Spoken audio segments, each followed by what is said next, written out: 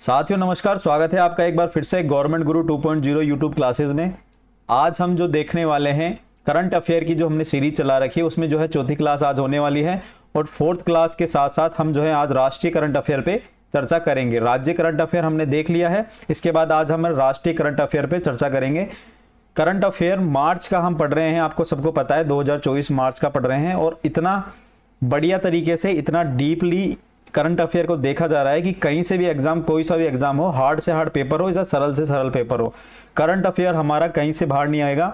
आपको बस करना क्या है, करना यह है कि विश्वास बनाए रखना है और ये सीरीज पूरी देखनी है। जो ये सीरीज मैंने चला रखी है एक ऑथेंटिक सोर्स से जो है ये सारी चीजें हैं और एग्जाम के पॉइंट ऑफ व्यू से सभी एग्जाम हो, चाहे आरएस की हो एग्जाम हो, एसआई की हो, सीटी की हो या अन्य कोई भी परीक्षा हो, पटवारी हो, एलडीसी हो, कोई भी परीक्षा हो, सभी के लिए समान रूप से उपयोगी है। इस बात का जरूर ध्यान रखना, बस विश्वास बना के रखना। आपका जो कंटेंट है, आपका जो क्वेश्चंस है पेपर के अंदर, आपको इस वीडियो के माध्यम से मिल जाएंगे। बस आपको जो ये पूरी सीरीज देखनी है। गवर्नमेंट गुरु 2.0 यूट्यूब चैनल है, उसको सब्सक्राइब कर लेना। जो भी नए हैं उसको प्लीज सब्सक्राइब कर लेना।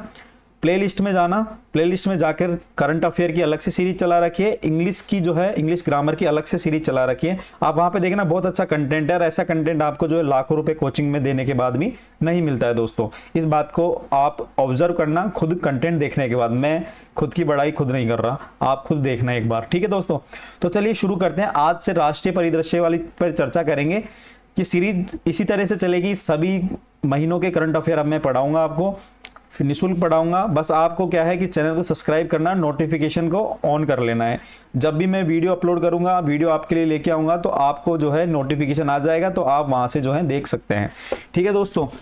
तो चलिए शुरू करते हैं। चैनल को प्लीज सब्सक्राइब कर लेना, ठीक है दोस्तों। तो चलें, तो देखो नागरिकता संशोधन नियम 2024 जो है लाया गया है। नागरिकता संशोधन नियम, सिटीजनशिप अमेंडमेंट एक्ट जो है कि 11 मार्च 2024 को देश में लागू हो चुका है। इस अधिनियम के तहत नागरिकता अधिनियम 1955 में संशोधन किया गया है। मतलब 2024 में कानून लाया गया है, तो नागरिकता अधिनियम 1955 पहले से विराजमान था, विद्यमान था, उसमें जो है संशोधन किया गया है ना। इस अधिनियम में 31 दिसंबर, इस अधिनियम में क्या कहा गया है, इसमें कहा गया है कि इस अधिनियम में 31 दिसंबर 2014 से पहले के जो अफगानिस्तान, बांग्लादेश और पाकिस्तान से जो आए हुए हिंदू हैं, मतलब 2014 से पहले, 31 दिसंबर 2014 से पहले जो अफगानिस्तान से, बांग्लादेश से, आपके पाकिस्तान से जो हिंदू, सिख और बौद्ध, जैन, पारसी और ईसाई समुदाय के लोग जो कि भारत आए हुए हैं, उनको जो है नागरिकता प्रदान की जाएगी। भारतीय नागरिकता प्रदान किए जाने का इसमें प्रावधान किया गया है। सिंपल सी बात क्या है कि 31 दिसंबर 2014 से पहले कि अफगानिस्तान, बांग्लादेश और पाकिस्तान की जो हमारी जो 3 कंट्री है ना पड़ोसी, वहां से अगर हिंदू, सिख, बौद्ध, जैन, पारसी, ईसाई, मतलब मुस्लिम को छोड़ दो, उसके अलावा जो है धर्म के लोग हैं, ये 6 धर्म के जो लोग हैं, ये जो हैं भारत आए हुए हैं, तो उनको जो है नागरिकता प्रदान करने का इसमें प्रावधान किया गया है। ये भारत के 3 पड़ोसी देशों से धार्मिक आधार पर प्रताड़ित होकर भारत आए शरणार्थियों को भारतीय नागरिकता देने का कानून है। मतलब आपको पता है तीनों मुस्लिम कंट्री है, तो इसमें जो अल्पसंख्यक रह जाते हैं, मुस्लिम के अलावा जो है कोई भी धर्म हो वो अल्पसंख्यक रह जाता है, तो वहां पर जो धार्मिक आधार पर प्रताड़ित होते हैं वो लोग, और वो शरणार्थी के रूप में भारत आके बस चुके हैं, 31 दिसंबर 2014 से पहले की बात है ये, तो उनके लिए ये जो है कानून लाया गया है और उनको भारतीय नागरिकता बिल्कुल अब मिल जाएगी। CAA 2019 में पहले CAA 2019 में पहले किसी भी व्यक्ति को भारतीय नागरिकता लेने के लिए कम से कम 11 साल भारत में रहना अनिवार्य था, लेकिन अब यह पड़ोसी देशों के अल्पसंख्यकों के लिए यह समय अवधि कितनी कर दी गई है, 5 साल कर दी गई है। मतलब CAA जो 2019 में जो कानून था उसमें क्या लिखा हुआ था कि जो है अगर किसी को भारत की नागरिकता चाहिए तो कम से कम उसको भारत के अंदर 11 साल तो कम से कम रहना ही अनिवार्य है, लेकिन अब इसको इस कानून के अंदर जो है समाप्त कर दिया गया है। 11 साल की समय सीमा है, इसको कम करके 5 साल का कर दिया गया है। इंपॉर्टेंट है दोस्तों, आरएस के एग्जाम में पूछा जा सकता है, एसआई के एग्जाम में पूछा जा सकता है, बिल्कुल इंपॉर्टेंट है। इसमें मुख्य प्रावधान क्या किए गए हैं कि अधिसूचित नियम के अनुसार, देखो दोस्तों मैं आपको एक चीज और मैं बता दूं आपको कि करंट अफेयर की बहुत सारी क्लासें हैं यूट्यूब पर, फ्री मिलती है, बहुत सारी मैगजीन्स हैं, आपको 10-10, 20-20, 30-30 रुपए में मिल जाएंगी। आप वहाँ से भी करंट अफेयर पढ़ सकते हैं, लेकिन वहाँ पर इतना डिटेल में नहीं होगा। हमें जो है करंट अफेयर के साथ साथ जो है सामान्य जानकारी होना ज़रूरी है। और आजकल करंट अफेयर जो है नॉर्मल जो है नहीं पूछा जाता, आपने सारे एग्जाम देख के देखा होगा। करंट अफेयर आता है डीप से, तो डीप से हमारा जो करंट अफेयर एक सब्जेक्ट ही मान लो, आप सब्जेक्ट के रूप में इसको पढ़ोगे तो आपका जो है सिलेक्शन बिल्कुल होगा।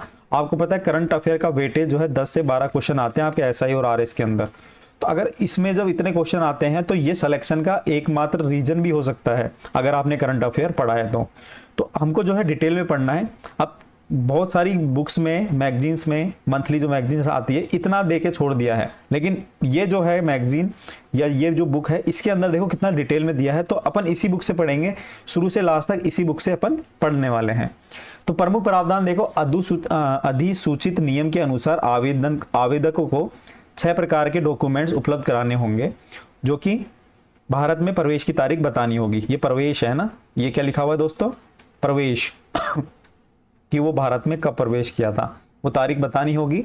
स्वीकार्य दस्तावेजों की सूची में क्या क्या है, जन्म प्रमाण पत्र, काश्तकारी का रिकॉर्ड, पहचान पत्र, अफगानिस्तान, पाकिस्तान और बांग्लादेश में सरकारी प्राधिकरण द्वारा जारी कोई भी लाइसेंस, स्कूल या शैक्षिक प्रमाण पत्र शामिल, मतलब इस तरह के कोई भी दस्तावेज चलेंगे। ठीक है। स्थानीय रूप से प्रतिष्ठित सामुदायिक संस्थान द्वारा जारी पात्रता प्रमाण पत्र प्रस्तुत करना होगा, जो पुष्टि करता है कि वह हिंदू, सिख, बौद्ध, जैन, पारसी, ईसाई समुदाय से संबंधित है। ऐसा नहीं है कि मतलब कि कोई अदर जो है धर्म का आ जाए और वो बोले कि मेरे को जो है मान्यता दो, तो क्या होगा कि जो प्रतिष्ठित सामुदायिक संस्थान उससे जो है उनको धर्म का एक सर्टिफिकेट लेना होगा कि हम भाई ये बौद्ध, जैन या हिंदू या सिख धर्म के ही जो है व्यक्ति हैं। इस तरह से जो है एक प्रमाण पत्र लगेगा। नागरिकता के लिए याचिका क्या है, ऑनलाइन दायर करनी पड़ेगी। एक जिला स्तरीय समिति के द्वारा जो है एक अधिकार प्राप्त समिति सभी आवेदनों की जांच करेगी। मतलब ऑनलाइन आप फॉर्म अप्लाई कर दो, उसके बाद जो है जिला स्तर पर जो समिति है वो उसकी जांच करेगी। उन्होंने भी जो है समिति की जांच करने के लिए, आवेदनों की जांच करने के लिए समिति बना दी है। जिला स्तरीय समिति की अध्यक्षता कौन करेगा, वरिष्ठ डाक अधीक्षक करेंगे। कौन करेंगे, वरिष्ठ डाक अधीक्षक इसकी जो है क्या करेंगे, अध्यक्षता करेंगे जिला स्तरीय समिति की। अब इसमें इंपॉर्टेंट नोट है कि नागरिकता संशोधन अधिनियम 2019 को 11 दिसंबर 2019 को पारित किया गया था।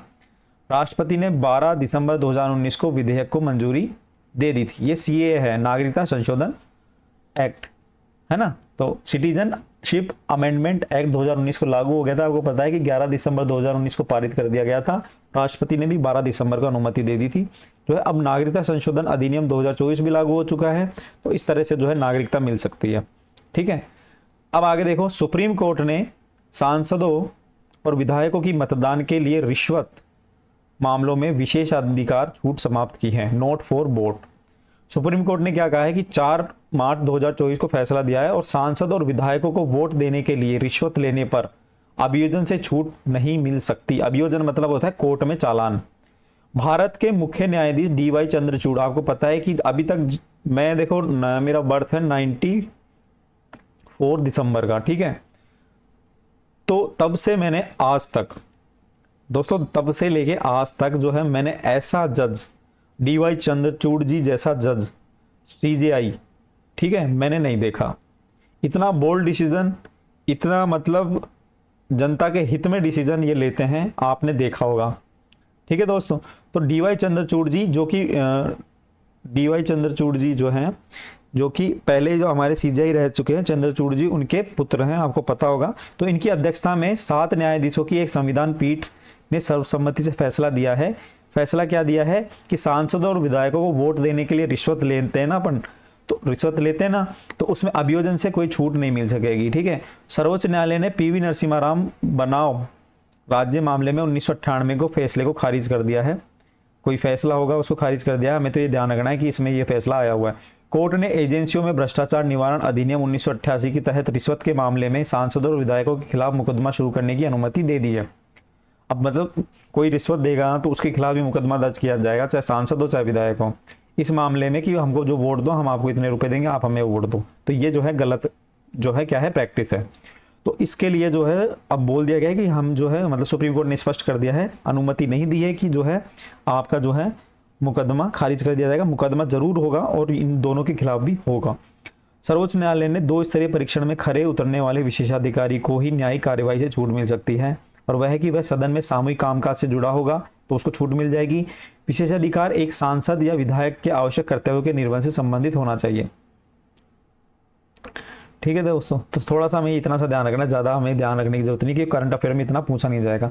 ठीक है, अब है वन नेशन वन इलेक्शन पर कोविंद समिति की सिफारिश।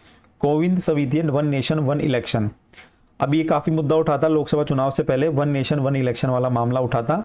पूर्व राष्ट्रपति हैं हमारे रामनाथ कोविंद जी, उनकी अध्यक्षता में एक कमेटी का गठन किया गया, वो है वन नेशन वन इलेक्शन करवाने के लिए कमेटी का गठन किया गया। उसने अपनी सिफारिशें सौंपी है और उच्च स्तरीय समिति ने 14 मार्च 2024 को राष्ट्रपति हमारी जो है द्रौपदी मुर्मू जी, उनको अपनी रिपोर्ट सौंप दी है। मतलब पूर्व के जो राष्ट्रपति हैं कोविंद जी, उन्होंने जो है अभी वर्तमान जो राष्ट्रपति हैं हमारी द्रौपदी मुर्मू जी को क्या सौंप दिया, रिपोर्ट सौंप दी है। किस बारे में, वन नेशन वन इलेक्शन के बारे में। इन्होंने सिफारिशें करी है इसके अंदर कि 2029 में एक साथ चुनाव करवाने की सिफारिश की गई है। मतलब पूरे देश में एक साथ चुनाव 2029 में करवाने की सिफारिश की गई है। तो इसके अंदर जो लोकसभा और आपके विधानसभा के जो चुनाव हैं वो एक साथ करवाने जाने की सिफारिश की है पहले चरण के अंदर। इसके बाद 100 दिन के भीतर दूसरे चरण में क्या किया है, स्थानीय निकाय नगरपालिका और पंचायतों के भी चुनाव कराए जाए। मतलब क्या होता है कि आपको पता है कि अभी जैसे हम बात करें राजस्थान की, तो राजस्थान में आपको पता है नवंबर में चुनाव हुए और दिसंबर में रिजल्ट आया किसका, विधानसभा चुनाव का। उसके बाद जो है अभी आपके जो है लोकसभा के चुनाव चल ही रहे हैं अभी मई जून के अंदर। ठीक है, अब ये जो चुनाव चल रहे हैं तो चुनाव में क्या है, बार बार ज्यादा खर्चा होता है, बार बार आचार संहिता होती है, तो लोगों का जो है क्या होता है, काम नहीं होता है। तो इसलिए वन नेशन वन इलेक्शन की ये जो है भावना है, इसके तहत जो है कहा गया है कि लोकसभा और विधानसभा के चुनाव एक साथ करवाए जाए और उनके चुनाव के बाद 100 दिन बाद ही पंचायत स्तर के और नगरीय निकाय, मतलब जो मेयर पार्षद सरपंच के जो चुनाव होते हैं ना, वो भी करवा दिए जाएं एक साथ पूरे देश के अंदर। समिति ने भारत के संविधान में 15 संशोधनों का सुझाव दिया है। ये 2 संविधान संशोधन विधेयकों के माध्यम से किए जा सकते हैं। पहला विधेयक क्या है कि पहला विधेयक एक साथ चुनाव प्रणाली में परिवर्तन और लोकसभा और राज्यसभा के लिए उनके निर्धारित 5 साल के कार्यकाल की समाप्ति से पहले नए चुनाव की प्रक्रिया से जुड़े प्रावधान के लिए होगा। मतलब अब क्या है कि जब चुनाव करवाने हैं ना, तो चुनाव करवाने तो अब 5 साल के लिए आपको पता है चुनाव हो चुके हैं। जैसे राजस्थान की हम बात करें तो चुनाव हो चुके हैं, ठीक है, विधानसभा के लोकसभा के चुनाव हो चुके हैं। तो अब सबका क्या है, जैसे पहली जो बैठक होती है उससे 5 साल के लिए रहता है। ठीक है, तो 5 साल से खत्म होने से पहले ही जो है चुनाव करवा दिया जाए, ताकि आने वाले समय में आगे जो चुनाव होंगे ना दोबारा, तो फिर वो 5 साल का टेन्योर रह जाए। इस तरह से जो है ये बात की गई है। संविधान में एक नया अनुच्छेद 82A सम्मिलित करने का प्रस्ताव रखा गया है।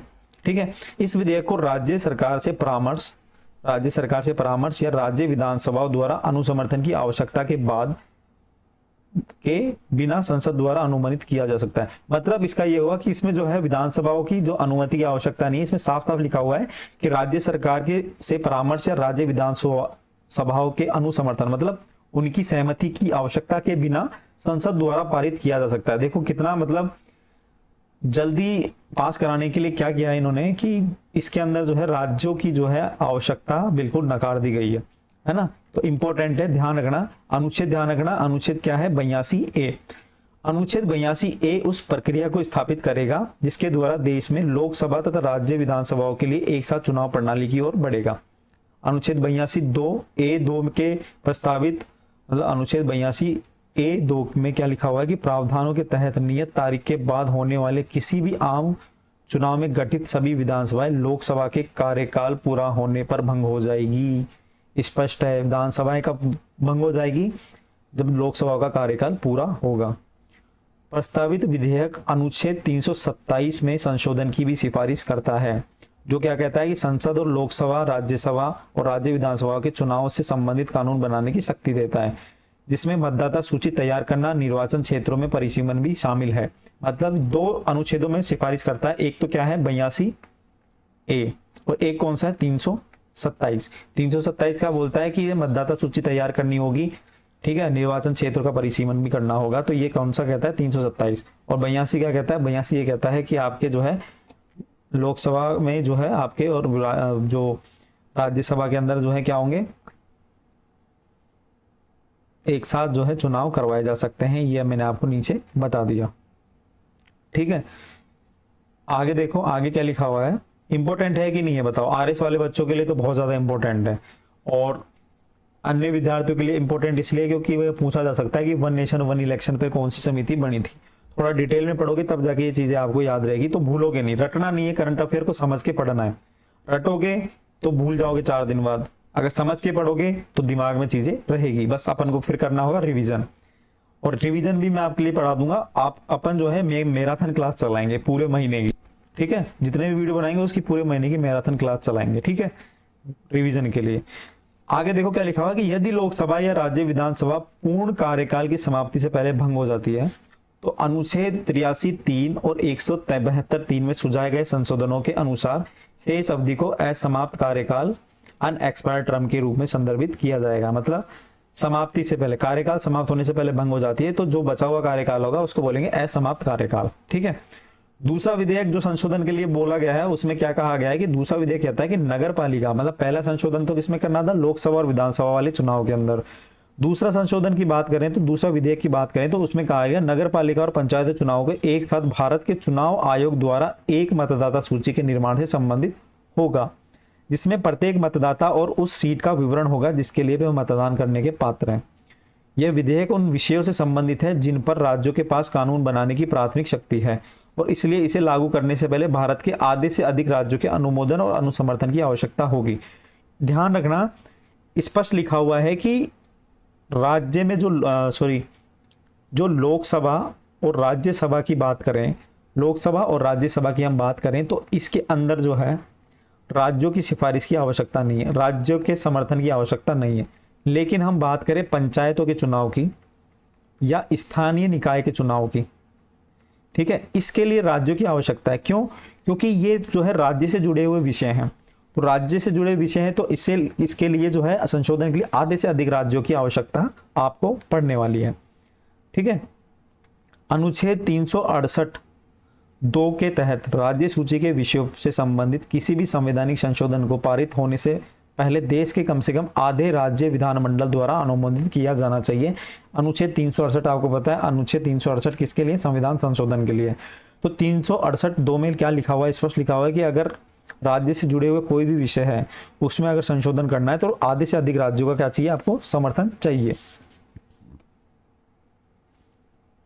यह विधेयक नगरपालिका पंचायत चुनाव से संबंधित है जो स्थानीय सरकार के शीर्षक वाली राज्य सूची की प्रविष्टि 5 के अंतर्गत आते हैं। आरएस के हिसाब से इंपॉर्टेंट हो जाता है कि स्थानीय सरकार जो है किस प्रविष्टि सूची के अंदर आते हैं, तो 5 के अंदर आते हैं, ये ध्यान रखना। समिति ने संविधान में एक नया अनुच्छेद 324(a) सम्मिलित करने का भी सुझाव दिया है। यह नया अनुच्छेद संसद को यह सुनिश्चित करने के लिए कानून बनाने का अधिकार देगा कि नगर पालिका और पंचायत चुनाव, आम चुनाव लोकसभा और राज्यसभा के साथ ही आयोजित किए जाएंगे। ये क्या है, कौन सा अनुच्छेद में लिखा हुआ है, ये लिखा हुआ अभी फिलहाल नहीं है, ये इसमें बोला गया कि एक नया अनुच्छेद जोड़ा जाएगा 324(a). 324(a) में क्या कहा गया है, ये एक नया अनुच्छेद संसद को यह सुनिश्चित करने के लिए कानून बनाने का अधिकार देगा कि नगर पालिका और पंचायतों के चुनाव, जो आम चुनाव हैं, आम चुनाव कौन से, लोकसभा और विधानसभा के जो चुनाव हैं उसके साथ ही आयोजन करवाया जाए। ये समिति द्वारा प्रस्तावित अनुच्छेद 325(2) के अंदर भी क्या लोकसभा और राज्य के विधानमंडल द्वारा या नगर पालिका या पंचायत में चुनाव कराने के लिए प्रत्येक क्षेत्रीय निर्वाचन क्षेत्र के लिए एकल मतदाता सूची बनेगी। मतलब कहने का तात्पर्य यह है कि पूरे देश की एक ही सूची बनेगी, मतदाता सूची, और उसी से तो विधानसभा के चुनाव होने, उसी से जो लोकसभा के चुनाव होने, मतलब अब तो एक ही चुनाव हो जाएंगे दोनों के, उसी से क्या पंचायतों के चुनाव होने और उसी से जो है आपके स्थानीय निकाय के चुनाव होने। कहने का मतलब ये है। थोड़ा सा देख लेते हैं इसके बारे में बेसिक नॉलेज। एक देश एक चुनाव, वन नेशन वन इलेक्शन हेतु समिति बनी थी, और इसके लिए जो है रामनाथ कोविंद जो हमारे पूर्व राष्ट्रपति थे उनकी अध्यक्षता में 2 सितंबर 2023 को एक कमेटी का गठन किया गया था। इस समिति में सदस्यों में कौन कौन थे, देखो, गुलाम नबी आज़ाद। पूछा जा सकता है आरएस और एसआई के अंदर, इतना इंपॉर्टेंट है ये क्वेश्चन कि इस समिति में कौन कौन सदस्य नहीं है, ऐसे पूछ रहे हैं, नहीं है तो हमें ये ध्यान रखना है कौन कौन है। तो रामनाथ कोविंद जी तो अध्यक्ष हो गए।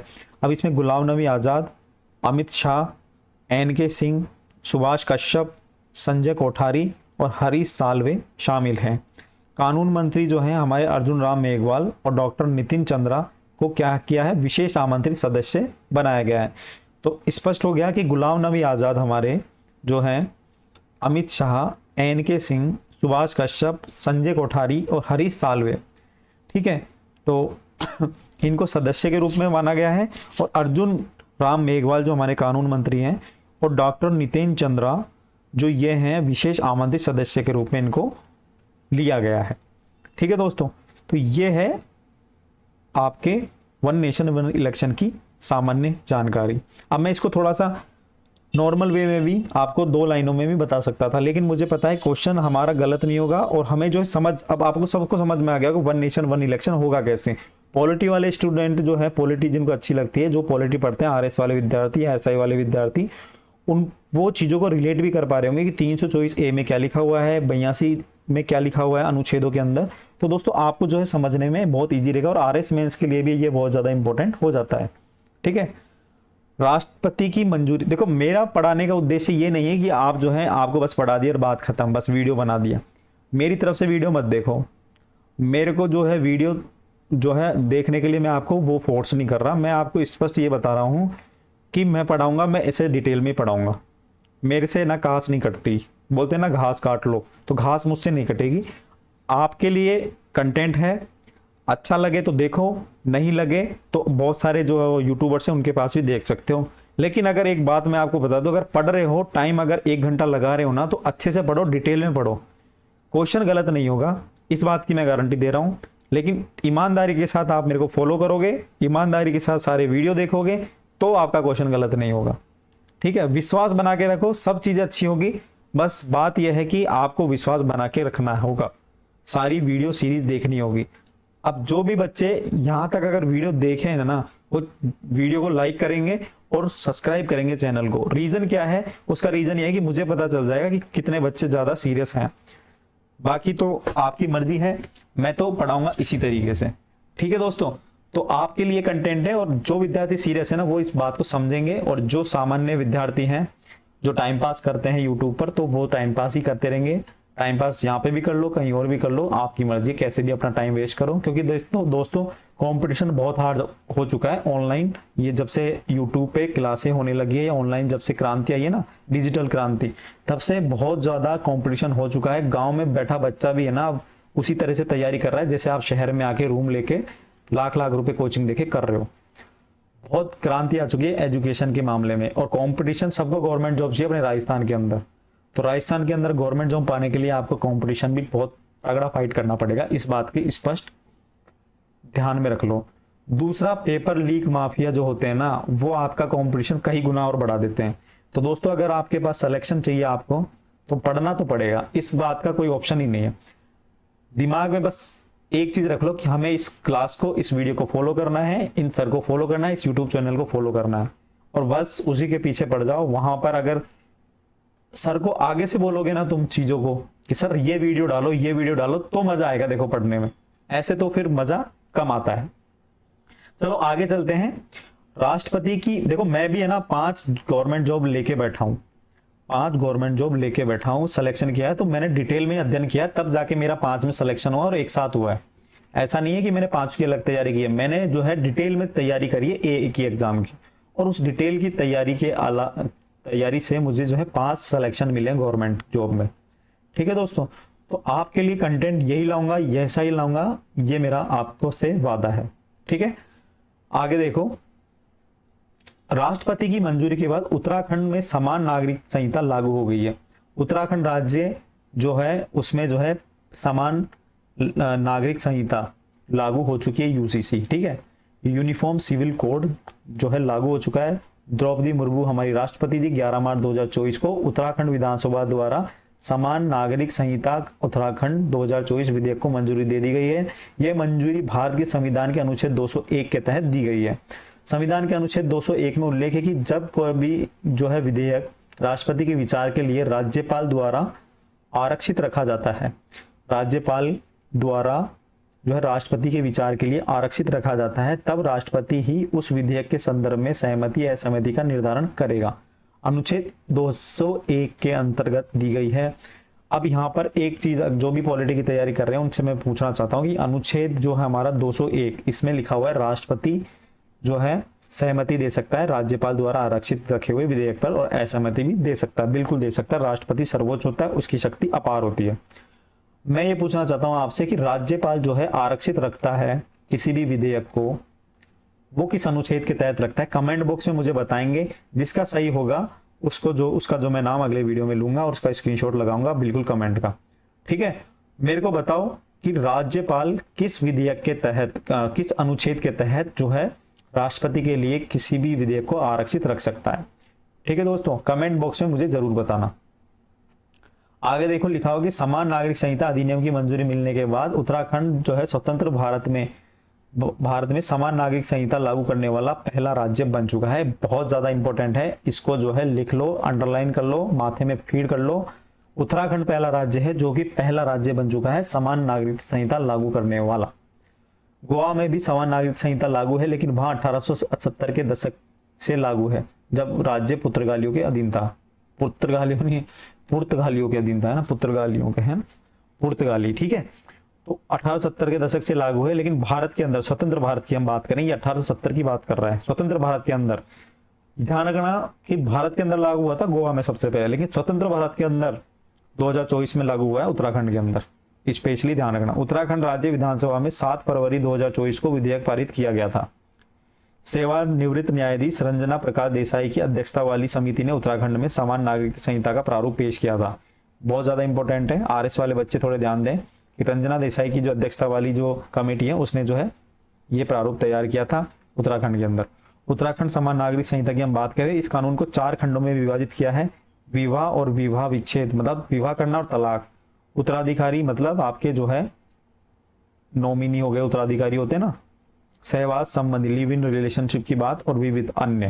तो ये 4 जो है खंडों में विभाजित किया गया है। आदिवासियों को उत्तराखंड में समान नागरिक संहिता के दायरे से बाहर रखा गया है। आदिवासी जो भी है वहां पर, एसटी जो आदिवासी जो होते हैं, शेड्यूल्स ट्राइब्स आदिवासी, तो उनको जो है उत्तराखंड में समान नागरिक संहिता से बाहर रखा गया है। ये इंपॉर्टेंट है। तो एक तरह से पूरे उत्तराखंड में लागू नहीं, आदिवासियों को बाहर रखा गया है, ये थोड़ा सा आप ध्यान में आपको रखना है। इस कानून में हलाला, इद्दत और तलाक, मुस्लिम पर्सनल लॉ में विवाह और तलाक से संबंधित रीति रिवाज, मतलब हलाला, इद्दत और तलाक क्या है, मुस्लिम पर्सनल लॉ के अंदर जो है रीति रिवाज है, जैसी प्रथाओं पर पूर्णतः प्रतिबंध लगा दिया गया है। हलाला, इद्दत और तलाक ये क्या होते हैं, ठीक है, आप मुझे बताना कि हलाला वगैरह ये क्या होते हैं, ठीक है। यदि कोई व्यक्ति हलाला का दोषी साबित हो जाता है, इस अधिनियम के तहत 3 साल की सजा, मतलब हलाला का दोषी हो जाता है तो 3 साल की सजा का प्रावधान और 1 लाख रुपया जुर्माना या दोनों का प्रावधान किया गया है। इसके तहत विवाह केवल एक पुरुष और एक महिला के बीच ही किया जा सकता है। मतलब ऐसे में नहीं है कि समलैंगिक विवाह अलाउ नहीं है इसमें, इसके अंदर लिखा है साफ साफ एक पुरुष और एक महिला होनी चाहिए विवाह के लिए, जिसमें जो है लड़कों की आयु क्या होनी चाहिए 21 वर्ष और लड़कियों की जो आयु है वो 18 वर्ष होनी चाहिए। है ना, स्पष्ट है। ये तो आयु तो इतनी डिसाइड की है, लेकिन इसमें समलैंगिक विवाह का जिक्र नहीं किया गया है, ये ध्यान में रखना है आपको। यूनिफॉर्म सिविल कोड कानून में विवाह और तलाक का पंजीकरण कराना भी अनिवार्य कर दिया गया है। ऐसा ना करने पर दंपति को सरकारी सुविधाओं के लाभ से वंचित कर दिया जा सकता है। मतलब आपको जो है विवाह प्रमाण पत्र, मैरिज सर्टिफिकेट बनाना आवश्यक है इसके अंदर यूनिफॉर्म सिविल कोड के तहत। यह महिलाओं को संपत्ति विरासत अधिकारों से संबंधित मामलों में भी समान अधिकार सुनिश्चित करता है। मतलब संपत्ति और महिलाओं को समान अधिकार देने के लिए भी कहता है। इस अधिनियम में जायज और नाजायज बच्चे में कोई भेद नहीं किया जाएगा। अगर बच्चा शादी से पहले हो या शादी के बाद अगर पैदा हुआ है, शादी से बाद वाला तो आपको पता है जायज कहलाता है, और शादी से पहले वाला जो लिव इन में होता है वो जो है उसको समाज के अंदर नाजायज बच्चा कहते हैं, मतलब शादी के बिना। तो इसमें कोई भेद नहीं किया जाएगा। लिव इन में अगर कोई रह रहा है तो उसको भी उसका पंजीकरण कराना अनिवार्य है। मतलब अगर आप लिव इन रिलेशनशिप में रह रहे हो तो उसके लिए भी आपको जो है रजिस्ट्रेशन करवाना पड़ेगा। अगर रजिस्ट्रेशन नहीं करवाओगे तो आपके ऊपर जुर्माना लग सकता है। समान नागरिक संहिता की हम थोड़ी सी बात कर लेते हैं। समान नागरिक संहिता का उल्लेख कहाँ पर है? हमारे भारत के संविधान के भाग 4 के अंदर अनुच्छेद 44 में क्या है? समान नागरिक संहिता का उल्लेख है। अनुच्छेद जो है 44 ये जो क्या होते हैं, राज्य के नीति निर्देशक तत्व होते हैं जो कि न्यायालय द्वारा परिवर्तनीय नहीं है। मतलब न्यायालय ऐसा नहीं बोल सकता नीति निर्देशक तत्वों के लिए कि इसको लागू करो, ठीक है। मूल अधिकार जो होते हैं परिवर्तनीय होते हैं। मतलब मूल अधिकार के लिए आप कोर्ट में जा सकते हैं, हाई कोर्ट में जा सकते हैं, और आपके जो है सुप्रीम कोर्ट में भी जा सकते हैं। रिट सुप्रीम कोर्ट में कौन से अनुच्छेद के तहत जाते हैं? अनुच्छेद आपके 32 के तहत। और हाई कोर्ट में 226 के तहत अगर आपका जो है मूल अधिकारों को हनन होता है तो न्यायालय उनको लागू करवा सकता है, लेकिन नीति निर्देशक तत्वों को लागू नहीं करवा सकता, ठीक है। ये जो है शासन चलाने के अंदर महत्वपूर्ण भूमिका निभाते हैं। समान नागरिक संहिता अनुच्छेद 44 में स्पष्ट उल्लेख है। भारत के संविधान के भाग 4 के अंदर है, राज्य के नीति निर्देशक तत्व हैं, तो ये चीज आपको ध्यान में रखनी है।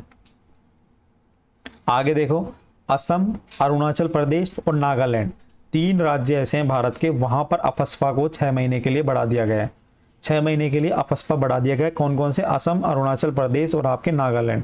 अब ये अफस्पा क्या होता है वो हम आगे चर्चा करेंगे, ठीक है।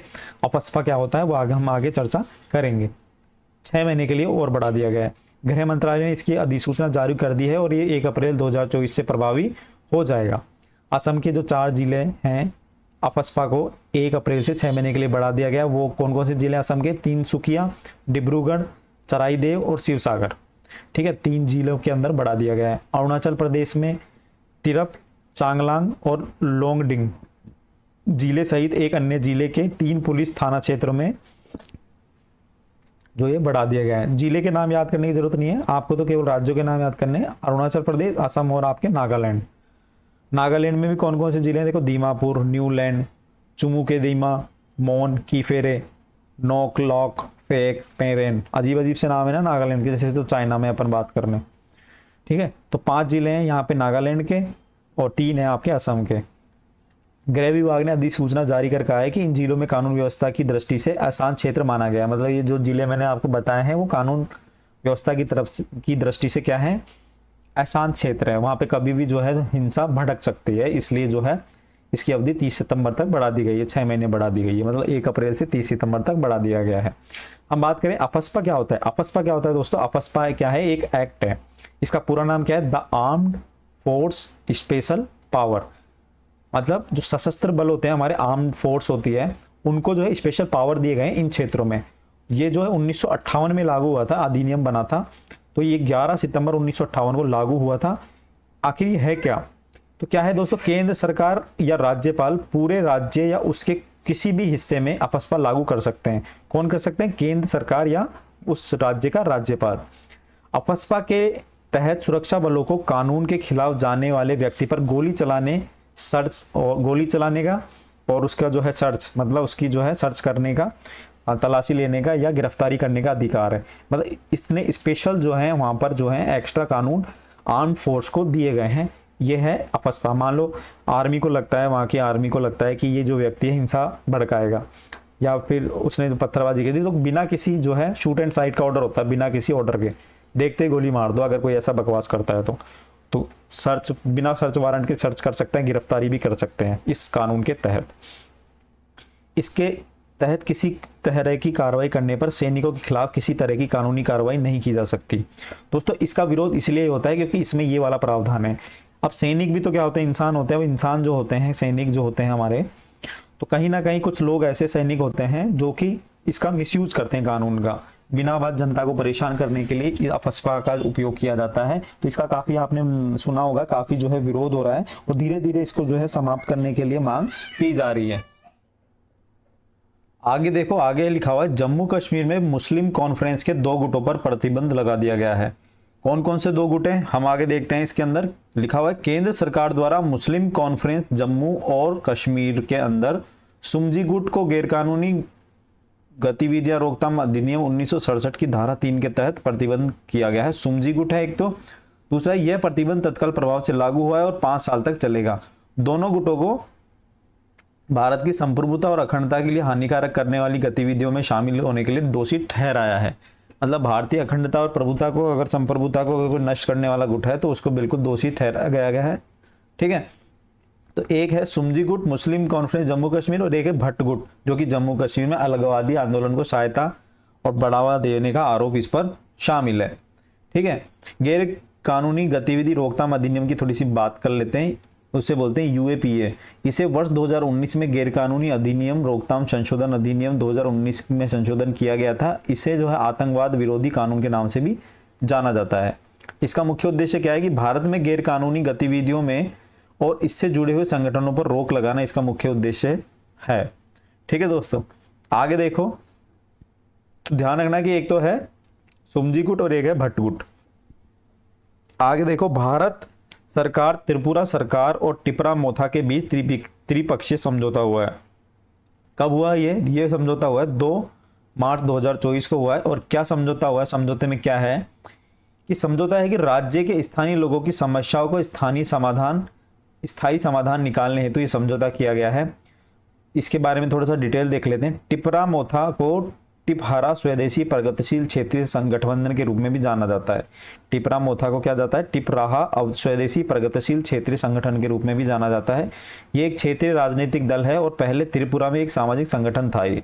ठीक है, टिपरा की हम फुल फॉर्म देखें तो यह the indigenous progressive regional alliance. इसका नेतृत्व कौन कर रहा है, प्रद्योग देव वर्मा इसका जो है नेतृत्व कर रहे हैं। और वर्तमान में त्रिपुरा विधानसभा की सबसे बड़ी विपक्षी पार्टी है। ध्यान रखना, सबसे बड़ी विपक्षी पार्टी त्रिपुरा की क्या है, टिपरा मोथा। समझौते के तहत त्रिपुरा के जो मूल निवासियों के इतिहास, भूमि और राजनीतिक अधिकारों, आर्थिक विकास, पहचान, संस्कृति और भाषा से संबंधित सभी महत्वपूर्ण मुद्दे जो भी हैं उनको सौहार्दपूर्ण तरीके से सुलझाने की सहमति बनी है। सभी पक्षों के बीच में विवाद का समाधान सुनिश्चित करने के लिए पारस्परिक सहमति वाले बिंदुओं पर समय सीमा में अमल में एक संयुक्त कार्य समूह का गठन पर सहमति बनी है। तो कुल मिला के बात यह है कि टिपरा मोथा क्या है, क्वेश्चन आ सकता है एग्जाम के अंदर। टिपरा मोथा क्या है, तो एक है राजनीतिक दल है, जो त्रिपुरा सरकार है उसमें जो है विपक्षी दल है टिपरा मोथा। ठीक है, अभी 18वीं लोकसभा चुनाव की घोषणा हुई थी, आपको पता है, जिसमें 16 मार्च 2024 को आम चुनाव के साथ 4 राज्यों में जो है चुनाव की घोषणा हुई थी। 4 राज्यों में विधानसभा चुनावों की भी घोषणा की गई है। 16 मार्च 2024 को आम चुनाव की घोषणा के साथ ही 4 राज्यों में जो है विधानसभा चुनाव की घोषणा की गई है। ठीक है, आपको पता है 19 अप्रैल से जो है चुनाव स्टार्ट हुए थे और जून तक चलेंगे। कब तक चलेंगे, जून तक चलेंगे। और जून में 4 जून को क्या होगी, मतगणना होगी। आपको पता है 4 जून को जो रिजल्ट आने वाले हैं, और 4 जून को जो रिजल्ट आने वाले हैं तो उसके बाद आचार संहिता समाप्त होगी। चुनावों की घोषणा के साथ ही आदर्श आचार संहिता लागू कर दी गई है। अब आदर्श आचार संहिता क्या होती है, ये सब आपको पता है कि जो है सरकार इनएक्टिव हो जाती है और प्रशासन जो है एक्टिव हो जाता है। ठीक है, तो ये सारी चीजें स्वतंत्र और निष्पक्ष चुनाव कराने के लिए जो है राजनीतिक दलों और उम्मीदवारों को विनियमित करने के लिए दिशा निर्देशों का एक समूह होता है, जिसे आदर्श आचार संहिता कहते हैं। इसमें कुछ नियम होते हैं कि ये काम जो है होंगे और ये जो है ये काम चुनाव की आचार संहिता नहीं हटने तक, चुनाव की आचार संहिता हटने तक ये काम नहीं होंगे और ये काम होने वाले हैं। तो कुल मिला के यह आदर्श आचार संहिता इसके अंदर बात कही गई है। तो दोस्तों, हमने जो राष्ट्रीय परिदृश्य जो है आज के जो है सेशन में हमने देख लिया है। राष्ट्रीय परिदृश्य के बाद में हम जो है अगले वीडियो में देखेंगे अंतर्राष्ट्रीय परिदृश्य। चैनल पे बने रहिए, आपको इस तरह का ही करंट अफेयर मिलने वाला है और ऐसा करंट अफेयर आपको कहीं और नहीं मिलेगा, ये आपको वीडियो देख के समझ में आ गया होगा। ठीक है दोस्तों, तो चैनल को सब्सक्राइब कर लेना, वीडियो को लाइक कर देना, दोस्तों के साथ शेयर कर देना। अभी के लिए इतना ही। अंतर्राष्ट्रीय परिदृश्य जो कि हम हमारा आगे हम जो है आर्थिक परिदृश्य देख लेंगे अंतर्राष्ट्रीय परिदृश्य से पहले। ठीक है, तो सारी चीज़ हम करेंगे कवर, लेकिन आपका जो है विश्वास बना रहना चाहिए। दोस्तों, मिलते हैं नेक्स्ट वीडियो में। अभी के लिए इतना ही, धन्यवाद। और चैनल को सब्सक्राइब करना ना भूलना, वीडियो को लाइक करना ना भूलना और दोस्तों के साथ शेयर करना ना भूलना। ठीक है दोस्तों, धन्यवाद।